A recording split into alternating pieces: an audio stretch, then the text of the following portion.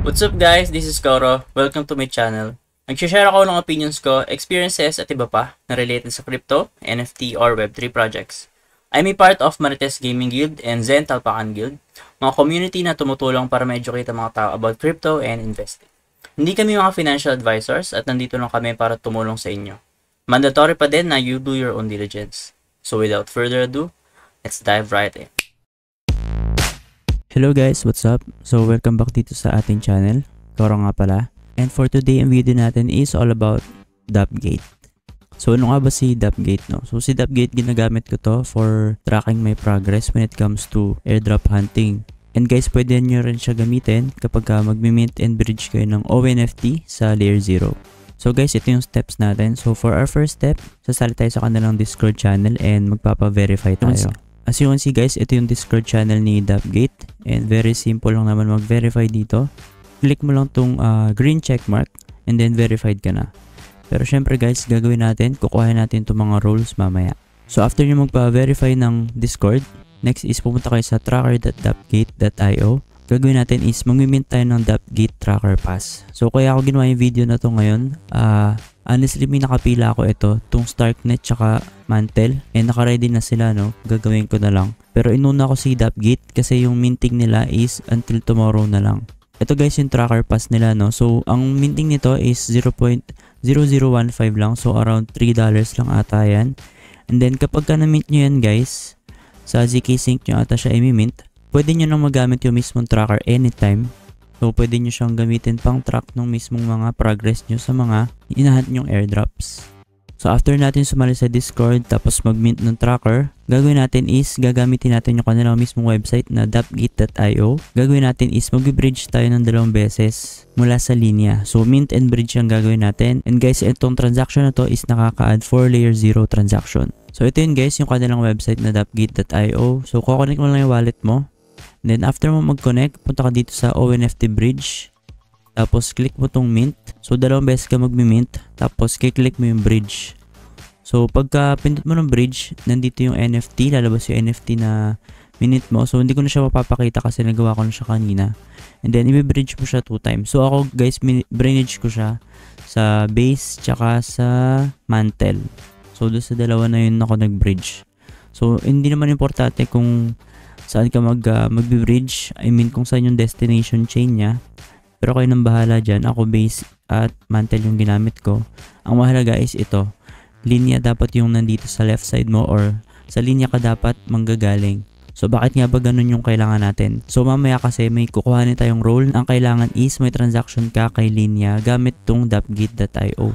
So guys, after natin kay dapgate.io, nakapag-mint and bridge na kayo kunyari, gagawin natin is itong Galax nila, gagawin natin. So dalawa yan. So yung isa, makaka-claim ka ng OAT, tapos yung isa naman, 4 points lang. So ito yung unang Galax link nila, no? So sobrang dali lang naman ng gagawin mo. Ayan, kailangan mo na mag-follow ng Twitter, kasali ka dapat sa Discord, tapos syempre visit mo dapat yung Dap Tracker nila.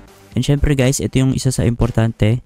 Kaya tayo kanina, no? Transact tayo kay linya kanina para magawa natin tong step na to. So pag di mo siya nagawa, hindi mo maklaim tong OAT. So pag di mo na-claim tong OAT, hindi mo makukuha yung mismong role na kailangan natin. So next is itong isa pang Galax nila, no? So sobrang dali lang nang gagawin dito. Tapos itong refer friends, kahit di mo na yan gawin, so optional lang naman siya, makaklaim mo na yung 20 points. So going back dito sa step natin, kunyari natapos mo itong 2 Galax, ang next mo gagawin is itong Zilli nila. So gagawin natin dyan, kukuha natin yung Early Mercury, tsaka Linya Roll, i-claim din natin siya. So guys, as you can see, ito yung kanilang Zilli, no? And then after nyo makapunta dito, ito yung isa sa pinaka-importante or una nyong gagawin. Early Mercury for ZK Sync and Linya Tracker Pass holders. So kailangan Tracker Pass holder ka, tapos papasa mo yung screenshot mo and then i-review nila yan. Kapag tama yung screenshot mo or talagang legit siya, check naman nila yan, makuha mo yung role na to, yung Early Mercury. So next is yung isa pa nilang role, which is yung Linya Role. So Linya Enthusiast yung pangalan ng role nila. So gagawin mo dito, yun nga, kailangan natapos mo tong Galax na to, tapos screenshot mo rin yan and then ipapasa mo rin dito. So for Zilli guys, ginagawa ko rin yung iba nilang mga quest. So yan, nagawa ko yung mga yan. As much as possible, ginagawa ko talaga lahat. Itong Twitter, maya-maya ko siya gagawin kasi kaka-tweet ko lang and ayoko mag-spam ng tweets kasi baka mamaya ma-block ako or something.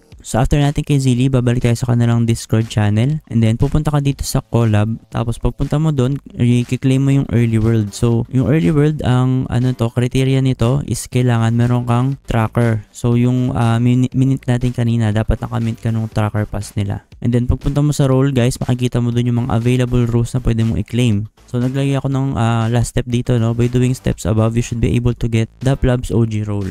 So guys, ito yung roles ni Dapgate, no? So you can see itong Daplabs OG. Bago mo siya makuha, kailangan mo ng tatlong prerequisite na roles, which is yung Early World, Linear Enthusiast, and Early Mercury. So kapag ginawa yung mga steps na nilista ko, so dapat makuha mo tong tatlo na to. So as you can see sa akin, hindi ko pa nakuha lahat kasi in-review pa yung mismong mga roles ko dito sa kanilang Zilli, which is itong dalawa, itong Early Mercury tsaka yung Linear Enthusiast. So hintay ko muna siya guys bago ko siya makuha. I mean itong Daplabs OG.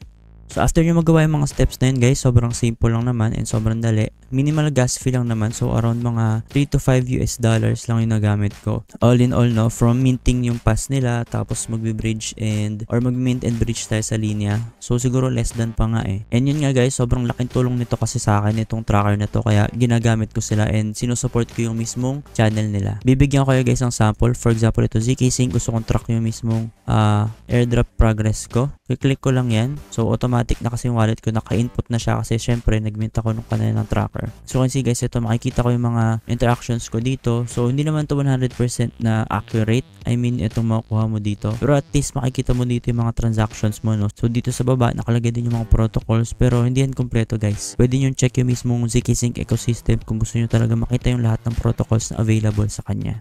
So yun lang guys for Dapgate, no? So sana nakatulong to sa inyo and guys, mint nyo na to kasi mag-e-end na to bukas. If ever may questions kayo or suggestions, pwede kayo mag-leave ng comment sa ating comment section. And guys, pwede rin kayo mag-message sa akin via TikTok and Facebook. Yun lang guys, thank you and good luck sa airdrop hunting.